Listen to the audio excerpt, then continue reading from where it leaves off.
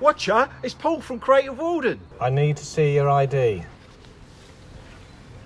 Okay, turn out your pockets, please.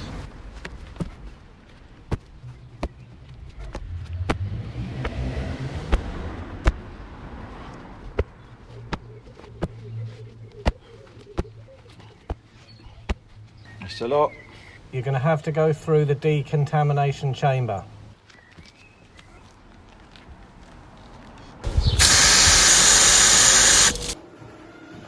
Watcher?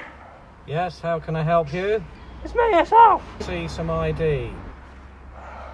Pop it on the table. Right, okay. Empty your pockets.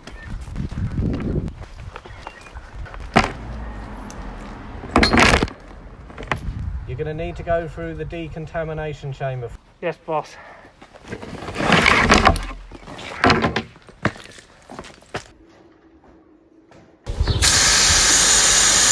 Oh, won't you stay with me? 'Cause you're all I need. Oh. Watcha, just mumbled along to one of my favourite songs there. Unfortunately, I have to start with an apology.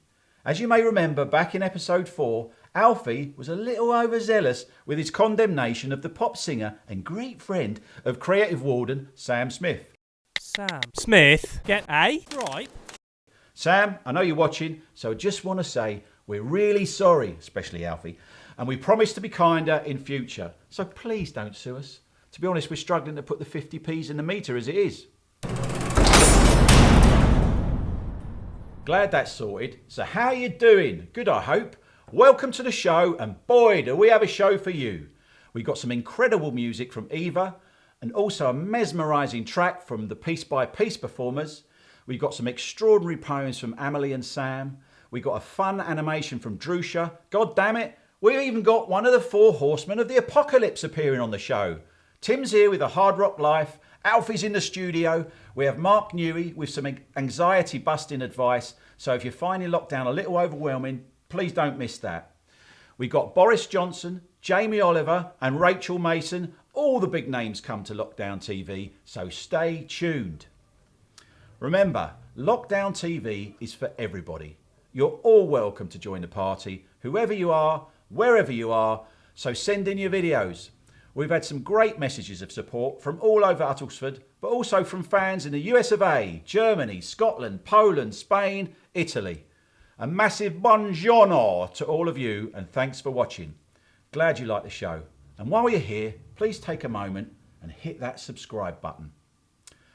Hasn't it been great to have such lovely weather? I don't know if you've ever been told, but certain dictionaries spell paradise SAFFRONWALDEN. It's a fact. I don't know about you, but I am in need of a poem. His poetry corner. Plague. An infection. That is what we see. But what do we know? How do we know? We have a chance. A chance to judge ourselves. A chance to find our joys. New and old. Our world was dying. Its healing has already begun. Joy is needed. We are finding ways. A wave of fear, soothed by a river of joy. This is a plague, but only a foolishness. Patience will reward. We fight the plague. Thank you, NHS. Now, here's Amelie with Caged Bird. Caged bird. I'm like a caged songbird, trapped in glass, singing a melancholy song. Those who pass by and hear my melody can't help but hum along. My wings are tied back, I cannot be free to roam the skies once more. I give my capturers all the song I have, but still they just want more. My feathers are colourful and exotic, like 1,000 multicoloured fish. I beg and beg the same plead every night, but still I don't get my wish. By night I am powerful and strong, but by day I am so weak. I try to enjoy my enclosed home here, but it is more I always seek. I see other birds roaming the vast sky, and know that is where I belong. But yet I am trapped here for another day to sing my sad song. I'm like a caged songbird yearning to be free. Please, oh please, kind soul, will you help me?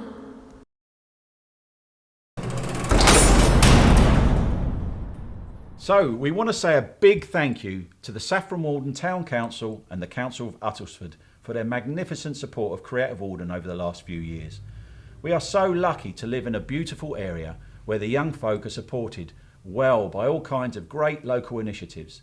And if you want to know what's going on, get yourself down to Tourist Information Centre in the town square. That's the place to be when it's open. Now, here's an animation sent in by Drusha Price, who you may remember did some amazing work for our zombie occupation film, now available on the Creative Walden YouTube channel.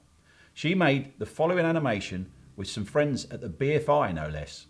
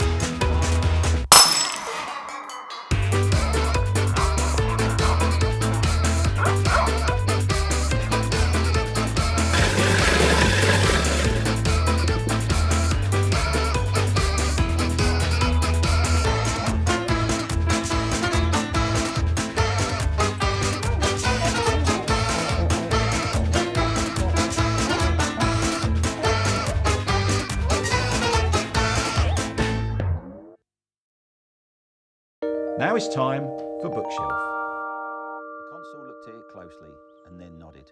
Correct, he said. Well, Lyra, that is remarkable. You are lucky to have an instrument like that, and I wish you well with it. I would like to give you something to take away. He took the spray and broke off a twig for her. Did she fly with this? Lyra said, awed. Yes, she did. Watcher, if you want to escape all the stress and strife of lockdown, there can be no better book than Philip Pullman's Northern Lights to draw you into a world of pure imagination. Neither the film or the BBC TV series could really do it any justice. The book is so rich in interesting characters, daring adventures and stunning vistas. It was really meant for the picture house in your mind. And has there ever been a cooler protagonist than Lyra Balakwa? The two other books in the series are absolutely brilliant too. I promise you, once you start reading this, you'll never want to put it down. Excuse me while I just finish the book. I can't give you all of it because I need it to contact her, but this will be enough. Look after it. Yes, I will, she said. Thank you. As she tucked it into her purse beside the alethiometer, Father Coram touched the spray of pine as if for luck, and on his face was an expression Lyra had never seen before, almost a longing. The consul showed them to the door, where he shook hands with Father Coram and shook Lyra's hand too.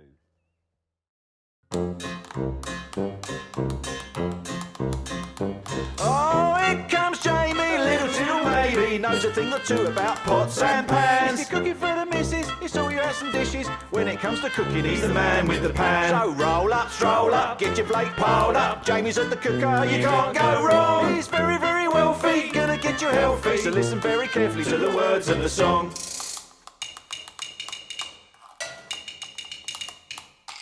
Oi! Pots and pans, it's me, the Big J.O. Here with my lockdown lowdown on the sugar busting showdown.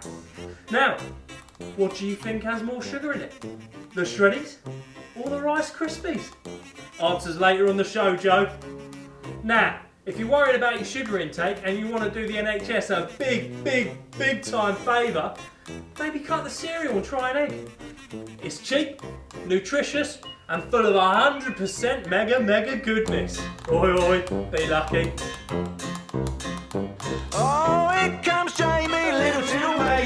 knows a thing or two about pots and pans. If you're cooking for the missus, it's all your ass and dishes. When it comes to cooking, he's the man with the pan. So roll up, stroll up, get your plate piled up. Jamie's at the cooker, you can't go wrong. He's very, very wealthy, gonna get you healthy. So listen very carefully to the words of the song.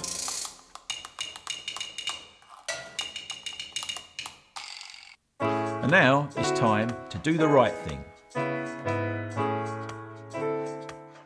When you think about it, whether it's a film, a book or a song, everything starts with someone holding one of these. Writing something meaningful can be a long journey.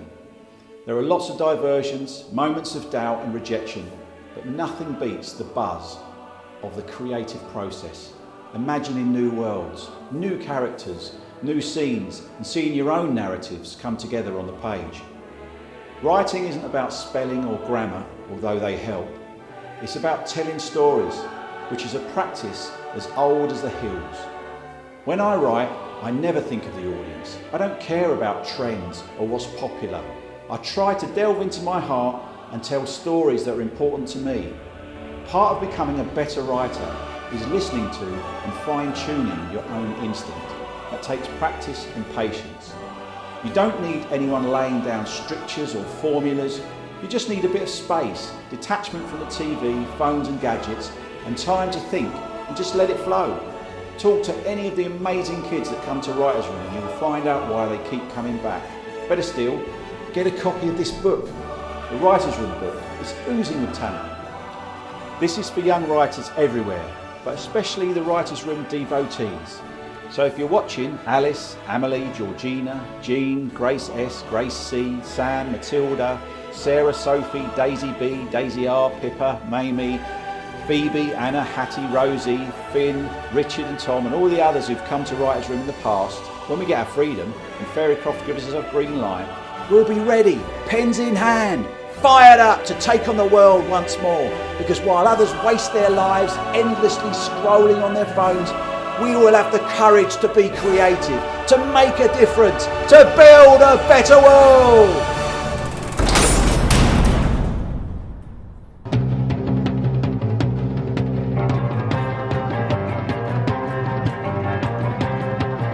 Birthdays now, and it's the tremendously talented twins, Abby and Jess, who are celebrating this month. These two gangsters are 17. With incredible voices they have, I can only imagine what an exciting life they have before them. Let's have a look at the girls in action. Happy birthday, made to feel the way that every child should. Sit and listen, went to school and I was very nervous. No one knew me. Hello teacher, tell me what's my lesson. Look right through me, and I find it kind of funny, I find it kind of sad. Your dreams are rich, I'm dying, are the best I've ever had. I find it hard to tell you, I find it hard to take. When people run in circles, it's a very, very bad word.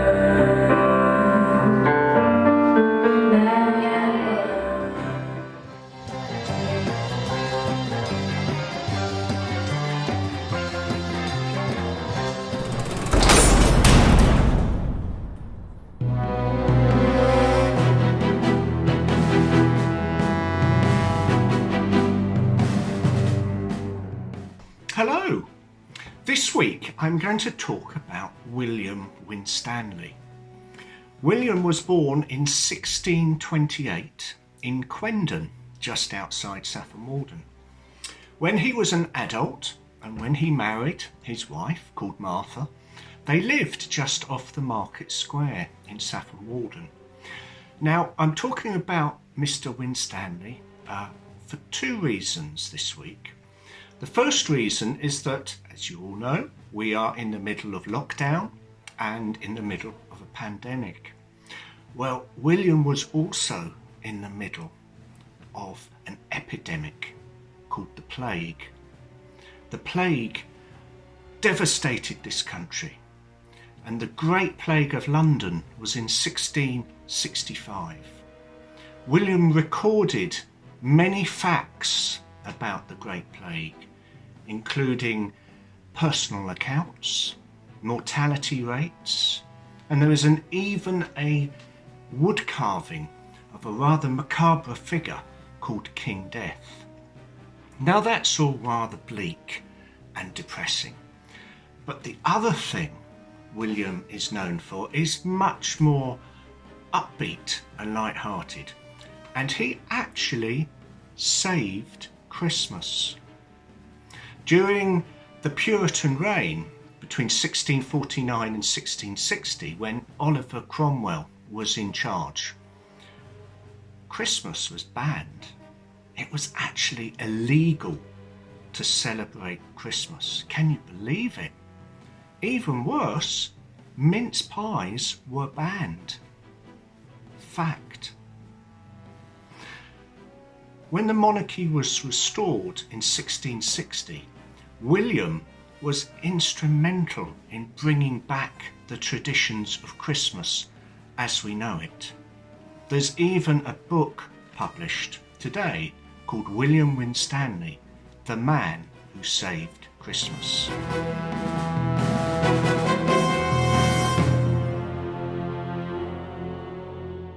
What's that medal around your neck, I hear you say?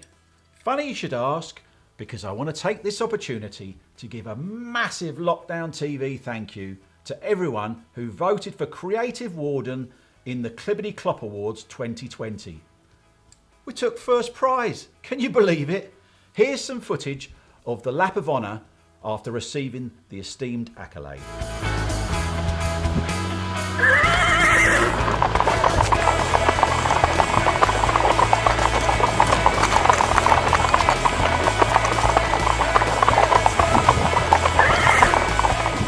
Awards are nice, and we do appreciate receiving them, but it's the young folk of our area who have the courage to be creative that really deserve the recognition. And we all hail them one and all. Here's a couple of letters I received that mean more to us than any award ever could do. Although, Your Majesty, if you are watching, Sir Paul Bellany does have a nice ring to it. Just saying. Right, back to the letters. Dear Paul and Creative Walden, thank you so much for supporting my writing and at the same time understanding that sometimes it's a struggle to attend sessions. I adore Wednesday evenings and I love how relaxed the group is. Writer's Room is really cool. Fantastic. And here's another. To all at Creative Walden, thank you for the encouragement you give me and for putting my poem on at Saffron Screen Cinema. I felt really proud. We love Creative Walden. Brilliant.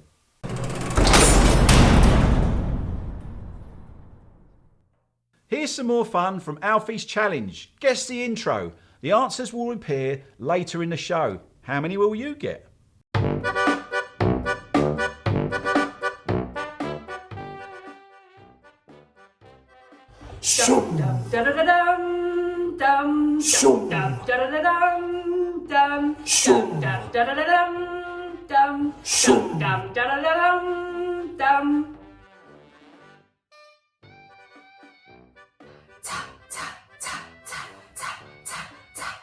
Ba-da-dum. Ba-dum, bum, ba-dum. Ba-da-dum. Ba-dum, bum, ba-dum.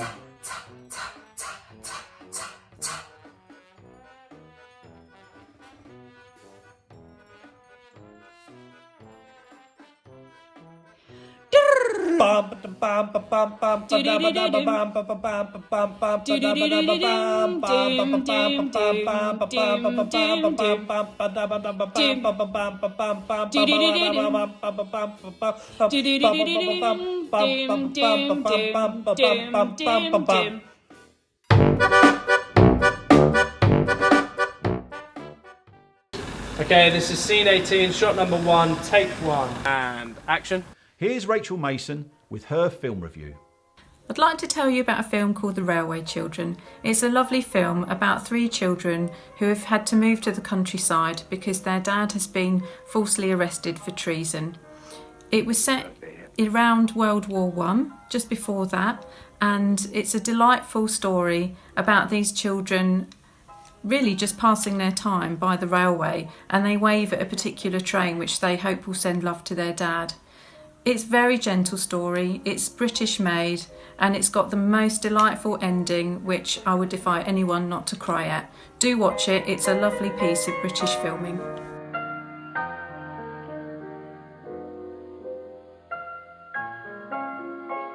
I helped to make it.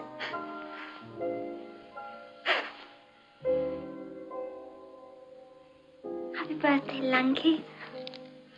She was beautiful as a butterfly, proud as a queen, was pretty little Polly Perkins of Paddington Green. Many happy returns. Thank you. There's a brilliant film called Rear Window, directed by Alfred Hitchcock. It was made in 1954, and it's an absolute masterpiece in Technicolor and suspense. The main character, played by James Stewart, is a photographer who's broken his leg, and he's stuck in his tiny flat in New York, and he basically watches the comings and goings of all his neighbours.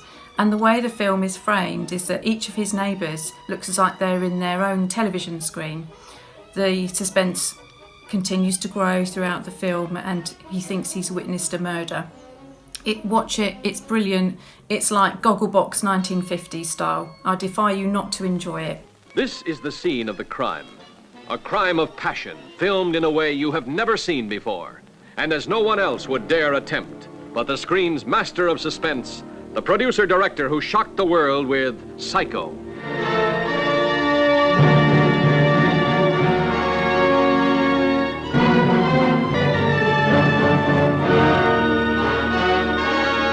This is the apartment of a man named Jeffries, a news photographer whose beat used to be the world. Right now, his world has shrunk down to the size of this window.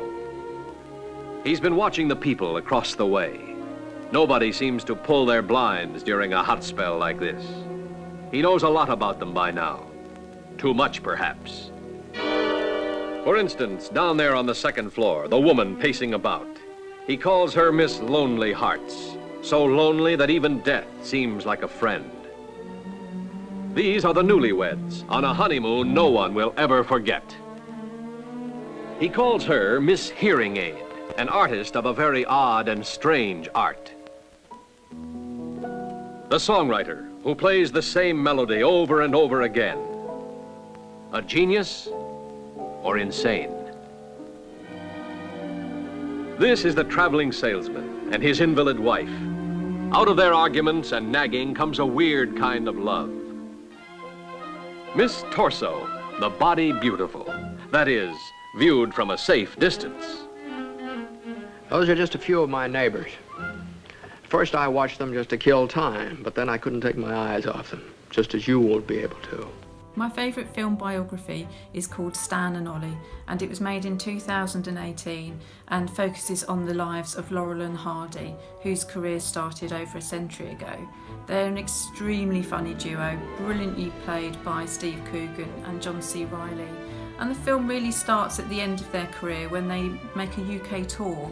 They were American and they toured the UK for their last hurrah, and it's just a lovely, moving, poignant film which shows how much they really cared for one another and how deep their friendship ran. Watch it for the dance scenes. They're absolutely perfect and so funny and so sweet. A really lovely film. You're just a lazy ass who got lucky because you met me. Lucky to spend my life with a man who hides behind his typewriter? You betrayed me. Betrayed our friendship. You're hollow. You cannot go on stage again in your condition. I love you, but I won't stand by and watch this nutty tour put you in a wooden box. I should never have had us take this tour. I love him, Rita. You're not leaving, are you, Stan? The show must go on. When you watch our movies, it was just the two of us. All we had was each other. Je ne regrette rien. And you shouldn't regret rien either. Ladies and gentlemen, Mr. Stan Laurel and Mr. Oliver Hardy.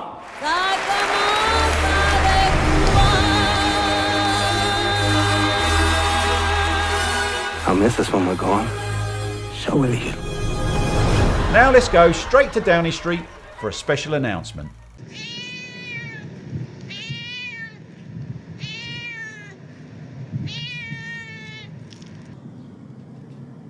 What's your tiddles? Hello, sir. Good afternoon, ladies and gentlemen of the country. I was sitting on the lavvy the other night listening to the science, and I thought, by golly, the year sixes. Their end of year assemblies and fancy dress parties. We mustn't cancel them. So today I spoke with my right honourable colleagues. I had to explain to some of them what children actually were. I told them that year sixes are very good at washing their hands, sneezing into hankies, and generally really all-round top bods. Anyway, they said they'd consult the science and think about it. The year sixes of 2020 deserve it. Frankly, you don't need to check the science to know what needs to be done. There isn't the word great at the beginning of Great Britain for nothing. We want party poppers, not party poopers. So if any of you doubting Thomases are currently frowning heavily at your screens, have a look at this. This should change your cold and indifferent hearts.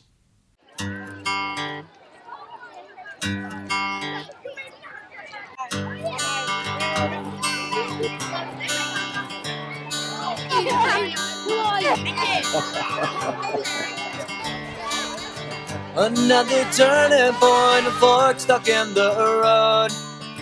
Time grabs you by the wrist, directs you where to go. So make the best of this test and don't ask why. It's not a question but a lesson learned in time. It's something unpredictable, but in the end is right. I hope you had the time of your life.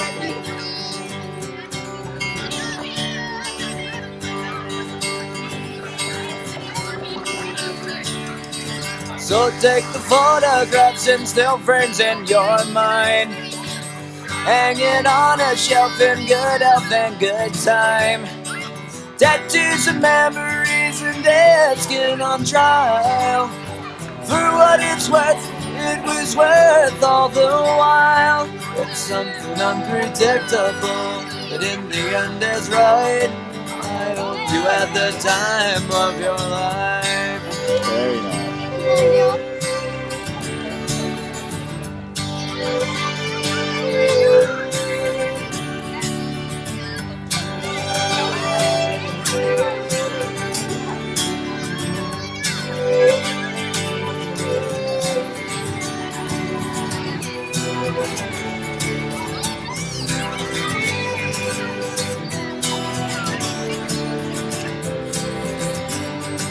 It's something unpredictable, but in the end it's right. I hope you had the time of your life.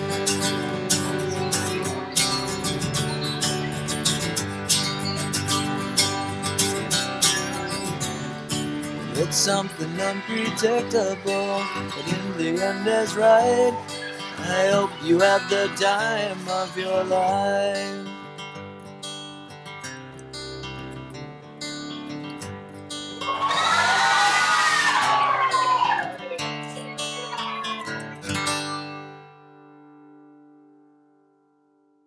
This will be removed from edit. This is your first warning. Lockdown TV presents the weather, sponsored by CurtainShufflers.com. Hello, it's Phyllis Crotched here, and I've been asked to do some reporting on you lot, you lucky so-and-sos. Well, we've got a scattering of people going out to the beaches. Right over here, and here. What do you think you're doing? You're not supposed to be having fun. We've got a lot of families enjoying picnics all over the country. Get back, you little devils. Now, on a more positive note, there's a wave of God-fearing people locking their kids away in the basements. Well done. We don't want their snotty noses looking out at the outside world. And another thing, later, I've heard we're expecting large swathes of the people out in the countryside not wearing masks. Get back inside, you lot. Now, the rest of the forecast for the rest of the year looks bad. It looks very, very bad. Anyway, now back to the studio. Especially you, Alfie. Where are you? Always a little smasher, isn't he? He can come play my bunions any day. Ooh. Da, this is better. This sexy lady should replace you as presenter of show. Oh, I wonder who could be calling Lockdown TV. Hi Paul, it's Richard Orty here. Wow, it's Richard, the guitarist from the Four Horsemen. How you doing? Yep, pretty good, thanks. Mostly just been playing a bit of guitar, listening to Manowar too loudly. Great to hear from another Manowar fan. All Men Play on 10, and playing with my new multi-effects unit. It's part wah pedal, part phone. It's pretty cool. Oh, that's cool. Anyway, I was just ringing to ask you a question. What's on your desk? Yeah, let's have a look.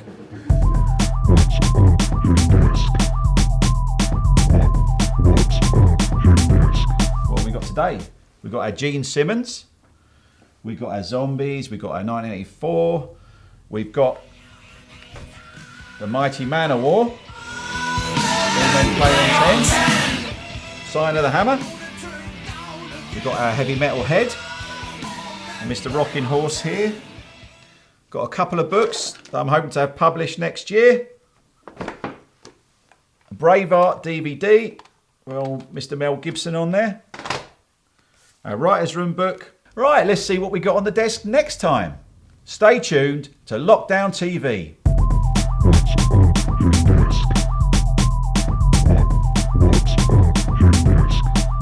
Want to take better photos? Of course you do. Well, have a listen to this fellow. Martin Porter's back exploring one of his masterpieces in Behind the Lens.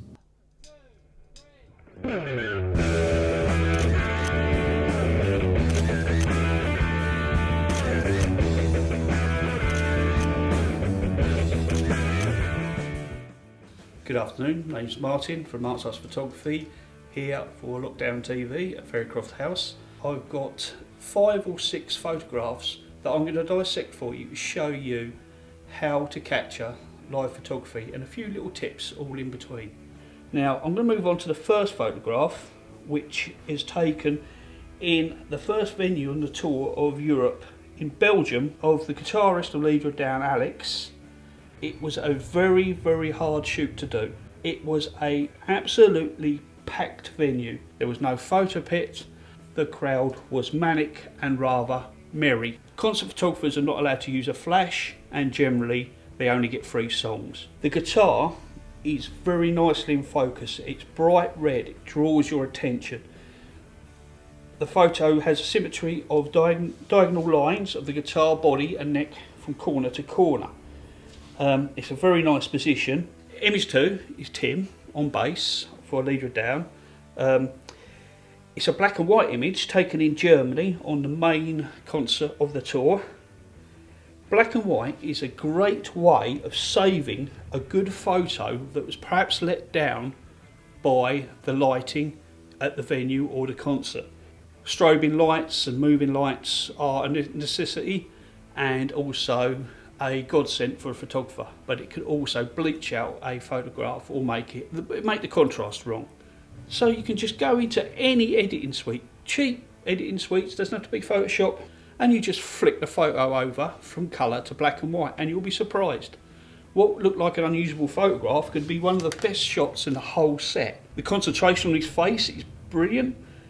There's clear logos and the dry ice blur in the backdrop draws the focus onto Tim. So this next photograph is of Matt, the lead singer. You can see the spotlight diagonally from one corner to another corner. Nice bit of third and thirds there. The microphone is very important in this shot. It does not obscure his mouth. PR guys have told me that magazines will not publish photographs if the mouth of the lead singer is obscured by the microphone. And just to the right, once again, the logo is clear, bright and coloured. It's unmissable yet not central to the focus. A very good concert photograph or an album sleeve will sell thousands of records. Now this one is a nice one. It shows a lot of motion and a lot of energy. You can see what he's feeling with that note he hits. The concert goers' heads, slightly blurred in the foreground, give the presence that they're there. It shows that the band are playing in front of a crowd while not obscuring the photograph. And a nice burst of light directly behind Tim's head shining through the haze makes it have a draw of attention. But the most important part of that photograph is the movement. You can see it's there and there in the moment. The band were really pleased with a number of the photographs that come off this mobile, and they were used all over their social media, and I dare say, I'm pretty sure that Tim has told me they will be making the album sleeve as well. The first one you'll see is a lovely bit of interplay between Dan on drums and Matt the lead singer. They were mucking about and they were having fun. The other one was from the band from behind, standing just in front of the drum riser on stage, and there's Tim in the forecourt, and all you can see going off into the background are the crowd. Bands love that.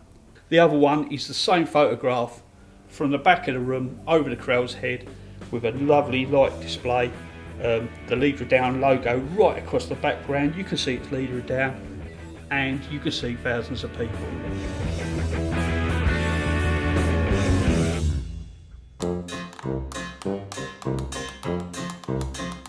Oh, here comes Jamie, little till maybe knows a thing or two about pots and pans. If you're cooking for the missus, it's all your hats and dishes. When it comes to cooking, he's the man with the pan. So roll up, stroll up, get your plate piled up. Jamie's at the cooker, you can't go wrong. He's very, very wealthy, gonna get you healthy. So listen very carefully to the words of the song.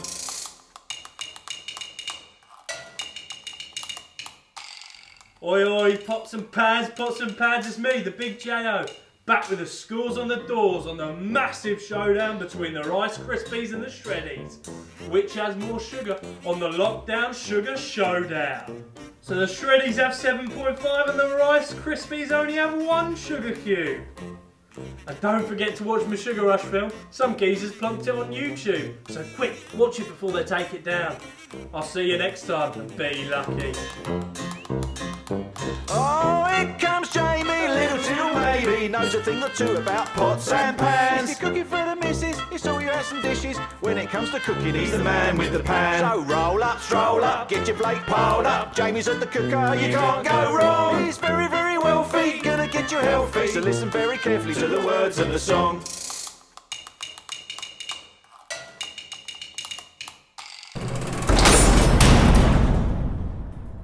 Now here's Mark Newey with advice to try and help us get through lockdown in one piece. Hi guys, I met Paul at the end of last week, and he introduced me to the amazing work you guys are doing. The writing, the filming, the music, and it's so great that you got the opportunity to work with like-minded people. He's asked me to put something together on that dreaded topic of mental health. Because here's the first really important fact for mental health. 91% of your mind, 91% of how you create your reality is unconscious. Most people are not actually aware of that. So, about 20 years ago, I set up my own alternative, if you like, complementary psychotherapy practice. And since then, I've seen nearly 3,000 people, helping them to beat stress, anxiety and depression. Now, I call myself a therapeutic coach. And the reason for that is the vast majority of my work is teaching and coaching. So it's teaching people how this works and then coaching them through finding how they individually, personally are creating the reality they don't want. Which is a very different way from working from CBT and from counselling. Anyway, right now, obviously, the current situation that Paul's asked me to talk about, we're really focusing on anxiety. Now, next really important fact, Stress, anxiety and depression are not mental illnesses. I'll let that sink in a minute. Stress, anxiety and depression are signals from our system, like a tap on the shoulder. Oi, mate, your life's not working. You're not living your life in a way that makes you happy. Stand back, have a look and change something.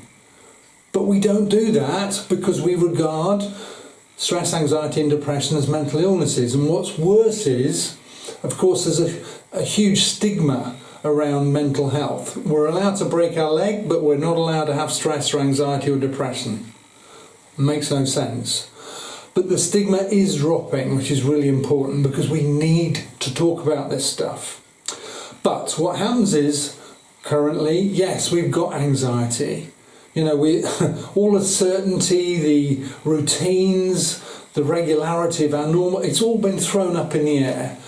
Now we are supposed to get anxiety. We should be anxious in this situation. It is not what we're used to. Therefore, what we need to do is understand the anxiety, what it's doing, how it works, and actually change the way our thinking is working. So, let me take you through anxiety. Below anxiety is fear. Now, there are two types of fear. There's real fear, your life's in danger, and then there's false fear. And now what we're talking about here is essentially the fight or flight mechanism, which you guys probably have come across at school. So the idea is, you know, we're walking around as cave people, and we turn around the corner, there's a saber-toothed tiger. And what happens is all of the blood flow goes to our arms and our legs, ready to fight or flight. So you fight and hopefully kill the saber-toothed tiger, or you run like hell. And at that point, the fight or flight mechanism calms down and we carry on. Then there's false fear, and this is not the same thing. False fear is where we're firing off the fight or flight mechanism, but our life is not actually in danger. And by the way, how often today, well, perhaps apart from the current situation, how often is our life actually in danger? And the answer is almost never.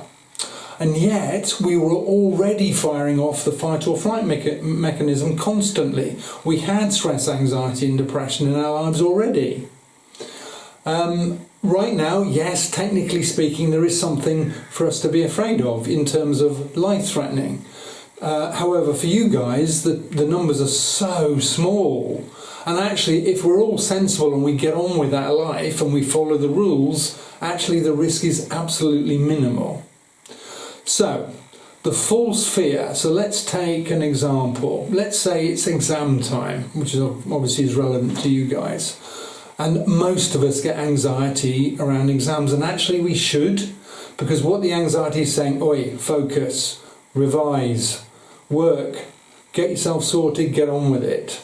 But actually, because we don't understand that's what it's actually telling us, we just feel the anxiety and we don't know what to do about it because we don't understand how our mind works.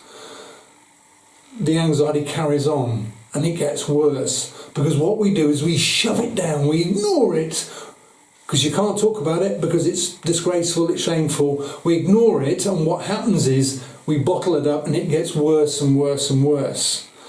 And we end up constantly firing off the fight or flight mechanism. Every time we, oh God, have I done enough work on maths? Have I done this? All that nerve, all that constant negative thinking. Every time we do that, we fire off a mini version of the fight or flight mechanism. Now, I don't know how much they told you in school, but the fight or flight mechanism is about the hormones that get exploded into our body, ready to fight or flight. It gives us the superhuman strength to fight or flight. And those hormones are adrenaline, cortisol and noradrenaline. And they're literally those. And the problem is we're constantly firing off gently the fight or flight mechanism. We're filling our body with adrenaline, cortisol and noradrenaline, and we become wired. And the more jittery our body gets, the more likely we are to have negative thoughts. And the more negative thoughts we have, the more we fire off the fight or flight mechanism hormones, and the more jittery the body gets, and we go into a blooming great loop like this. A mental loop of thinking and a toxic physical loop of hormones, because those hormones are very aggressive in our body and they're meant to be there temporarily and then fade away. But if we're constantly firing it off, they stay there.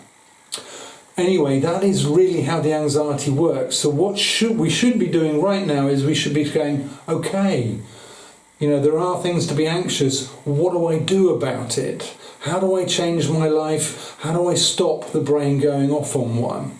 On my website, which is www.headucate, as in head and educate, headucate.me, I've just launched a 12-week program, a COVID life plan I've called it, which is to basically understand the anxiety we've got and what to do about it, and gently over a period of 12 weeks completely change the way we think. I will also delve into issues specific to the coronavirus, so it's very specific to coronavirus. We're looking at relationships. We're looking at worries about finance, which is probably more relevant to parents. We're looking at worries about the uncertainty of the future, which is very much, a focus for you guys. And again, that's something I'll probably touch on in the future. Also looking at perhaps self-esteem, that's a massive, massive issue. Anyway, hopefully you get something from this. Please visit the website. And by the way, the program, I forgot to say this, is completely free. So spread it as far or wide as you can. If you've got mates who are struggling, give them the link, the URL. If your parents are struggling, which is quite likely, give them the URL. It's completely free, the program.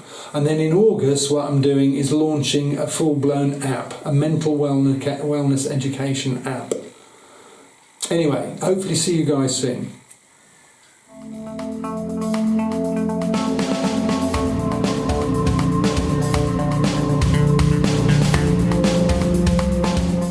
Thanks, Mark, and please remember to check out Mark's website.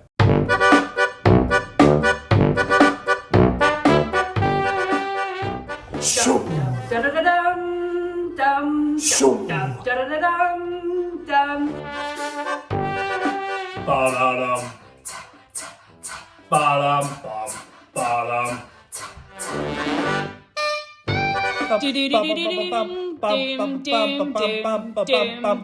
ba-dum.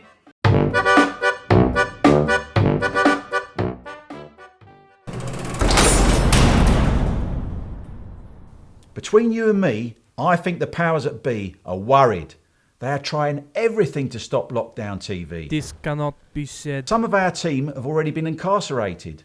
Roy the Don Mason, banged up for life, crimes against the highways. Izzy Poles, jailed for collaborating with the resistance.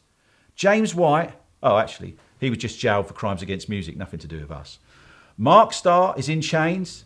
Now that's not unusual for his choice of attire at weekends, I hear you say, but no, he's actually in jail on charges of crimes against history. There was no war in East Asia.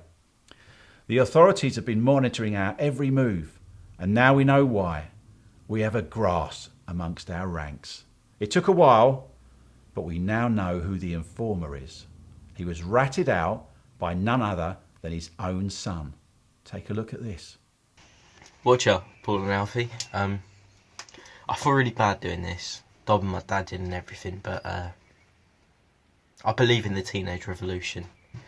Plus, he's made me do the dishes 3 times this week, and, that's not exactly... Anyway, look, I know he's a small man, but I've seen him doing some stooping stuff with these men in some ill-fitted suits. I think there's some sort of government officials, and I think my dad's a government spy. Either way, he knows that I know, and he's sort of locked me in the shed out in the back garden. It's not great. Nothing but this can of soup to survive.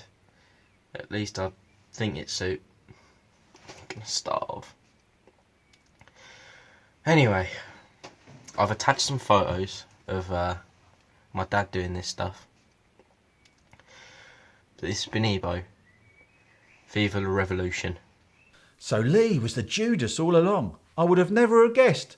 I even lent him my coin collection, 30 silver sovereigns. And this is how he repays me. I can't believe it.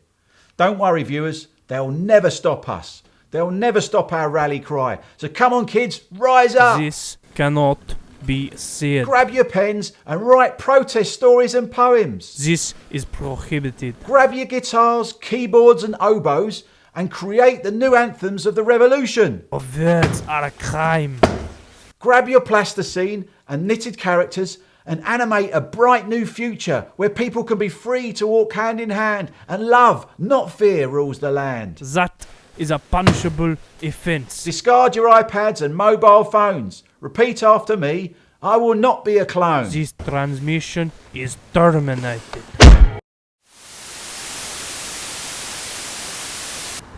One day the world will know that George Orwell was right! I can't believe it. It's all over. The young people of Saffron Walden, with nowhere to showcase their talent. It's a living nightmare. Mr. Government Censor Man, Duh.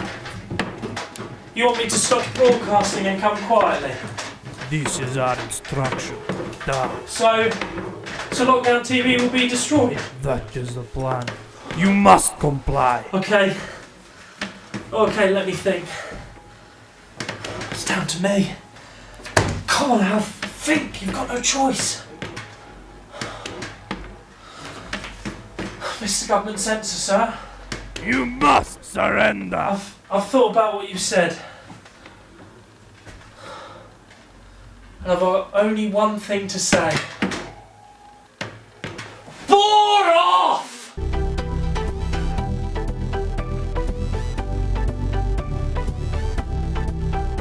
Now here's the amazingly gifted Eva with a song she wrote during lockdown. For once there's no cars in the streets, no bright city lights, and I almost feel complete, but it's not quite paradise. There's no friends around the corner, only family at home. Guess being lonely makes us stronger. Does it help us on the road? More time on my own, get to making my music right. But is it good to be alone? For months all day and night, inside I feel empty. The world is empty. I feel like you get nowhere if you had away for some time. Inside I feel empty, alone and empty. Just gotta amuse myself, like everybody else, and smile. Alone and empty. There's times to laugh and giggle, and there's times to cry so loud. But when nobody else will listen, you need to do more than just shout. There are others who are desperate. There are others with no help. You need to get up and go and help them. Think about their weaker self. Inside I feel empty. The world is empty. I feel like you get nowhere if you had away for some time. Inside I feel empty,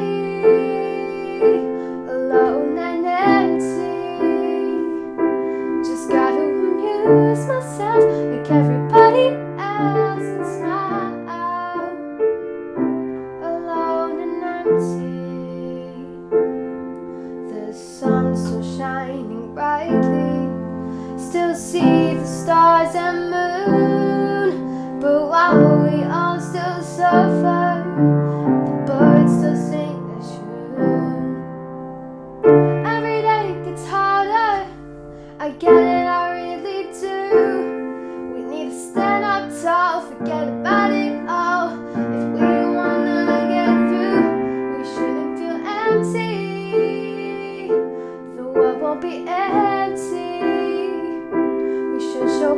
really care about everyone here in our time. The world won't be empty, alone and empty. We have to amuse ourselves, tell everyone else and smile, alone and empty. You're never getting in. I'll defend this. It's a 24-track, state-of-the-art digital studio with great rates, friendly staff and free parking. With my last breath. Now here's Tim with another It's a Hard Rock Life.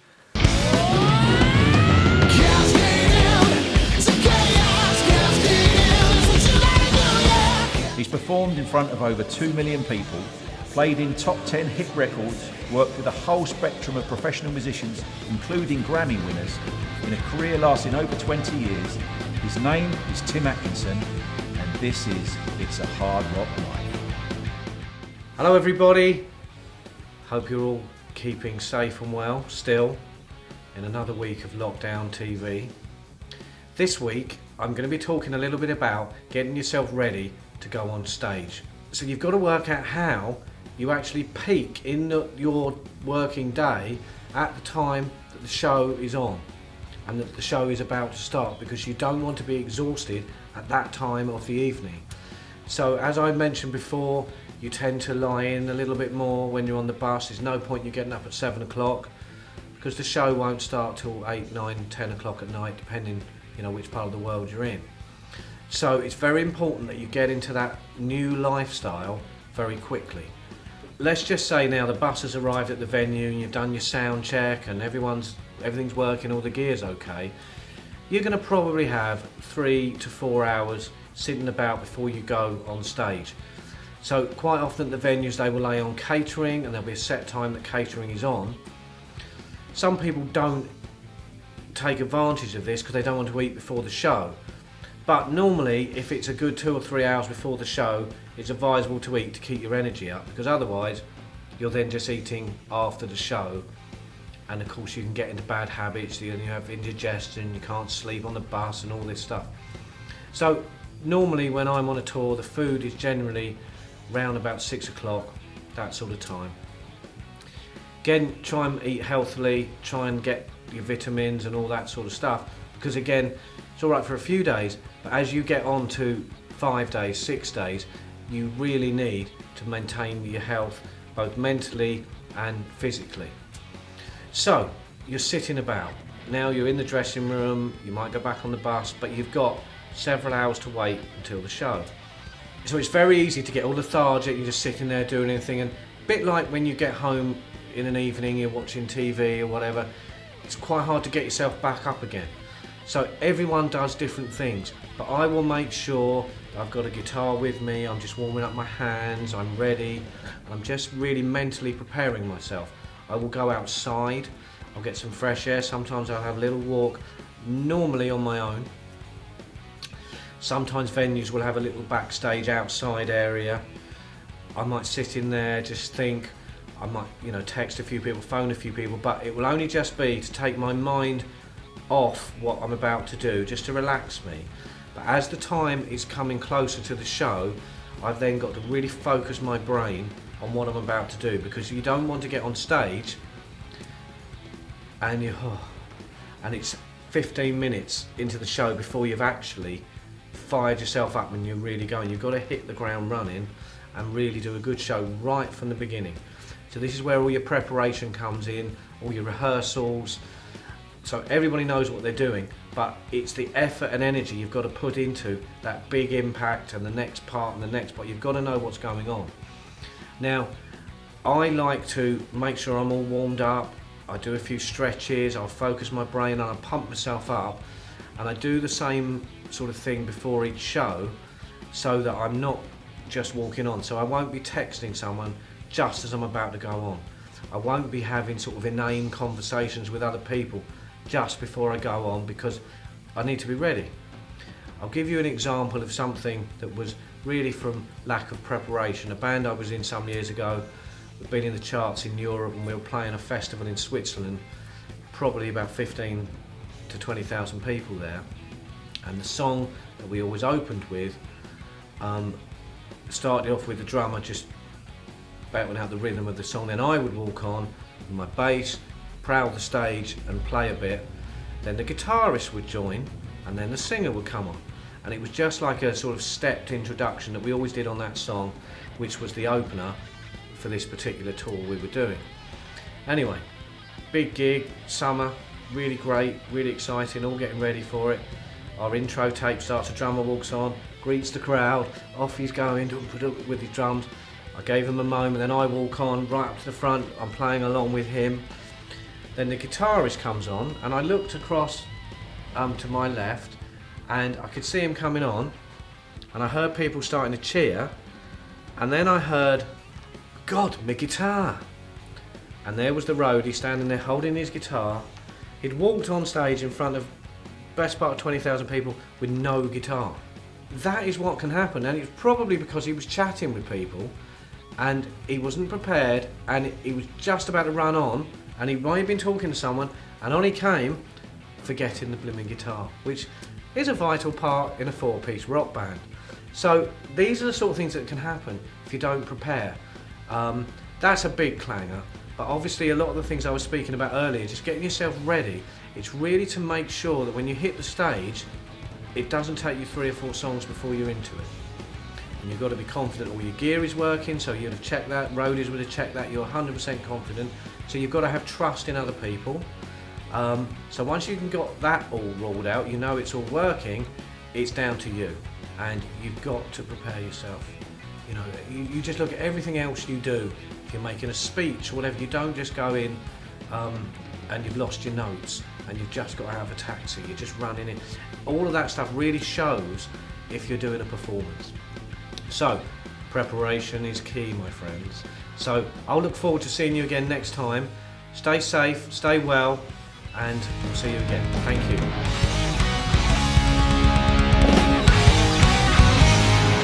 We will break down this door! Never! Not till Nat Swainsbury sings! Here's the piece-by-piece performance piece with a song I'm sure you'll recognise. Check out their Facebook page. They're raising money for the NHS. Birds flying high, you know how I feel. Sun in the sky, you know how I feel.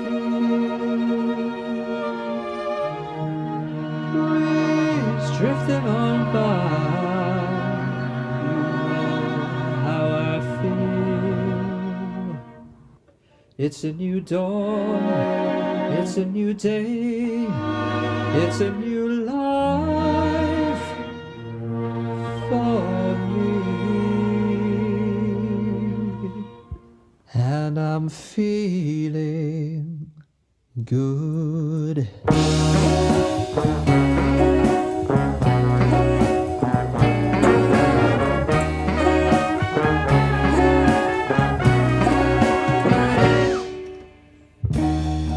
Fish in the sea, you know how I feel. River running free, you know how I feel. Blossom on a tree, you know how I feel. It's a new dawn, it's a new day, it's a new life for me, and I'm feeling good.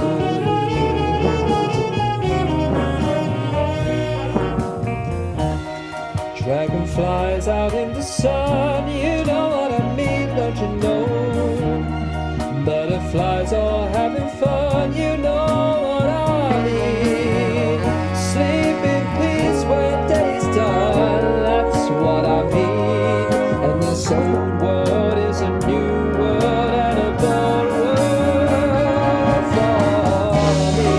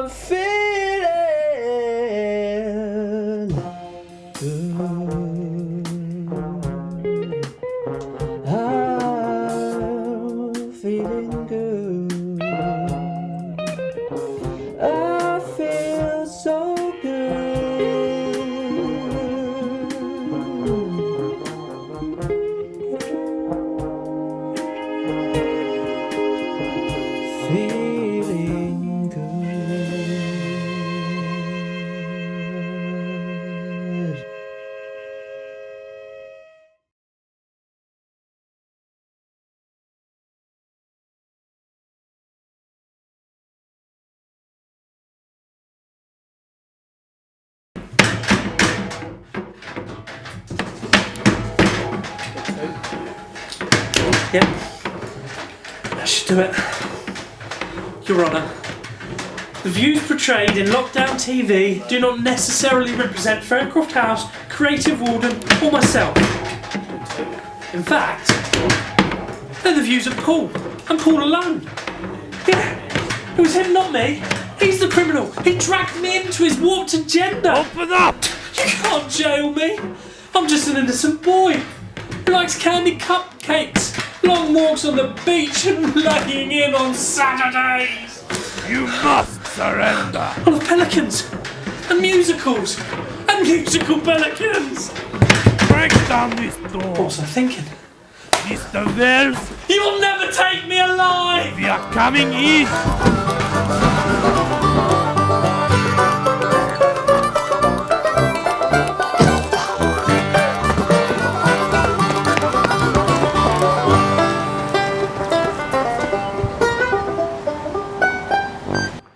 Dear viewers, do not be concerned, I am okay. I've been incarcerated here behind bars for 5 long days now. I will never give up. I am currently negotiating with Big Brother for my release. I have to eat crappy processed food and wear a mask to do my exercise. The trading currency in here is silk soft packets of toilet rolls, so it's not that different from the outside world really. Freedom is precious, look after it. No one should be castigated for having a different view of what's happening in the world. Do not direct your anger at your fellow citizens. Perhaps they know something you don't. And please remember that nothing is truly conquered without kindness. Young people of Uttlesford, I trust you will do the right thing. You have your music, your poems, your stories. You have your dancing shoes and skateboards. You have your paintbrushes, cameras, guitars, drumsticks, your trumpets and your oboes. Please support the resistance and keep sending in your videos to Lockdown TV. Vive la Revolution! Paul Bellany, Creative Walden, May 2020. P.S. Can you send in some strawberry bonbons? You know, the deluxe packets they sell in Waitrose. I dream of them day and night.